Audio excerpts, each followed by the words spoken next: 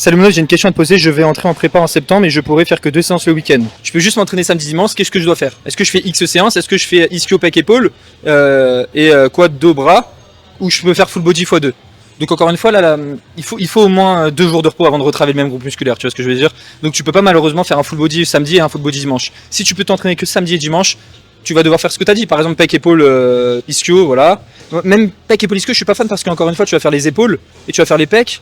Et le lendemain, tu vas faire les bras, donc forcément tes triceps vont être engagés le jour d'avant. Moi, ce que je te recommanderais, c'est juste faire une séance upper-lower, tu vois ce que je veux dire. Ou même à la rigueur, tu peux faire upper, donc tout le haut du corps sauf les épaules. Et le lendemain, tu fais épaules, juste les épaules, tu vois, avec les jambes. Pourquoi pas, tu vois. Mais tu peux pas faire la fréquence x2 malheureusement, et c'est pas grave. Est-ce que ça t'empêchera de prendre du muscle? Pas du tout, tu vois. Jake, il dit oui, au bout de 4 séries, tu construis pas de muscle si c'est une fois fréquence x1. C'est du m'habite ça. Si t'as surcharge progressive, tu vas progresser, crois-moi. Genre vraiment, crois-moi, tu vois ce que je veux dire.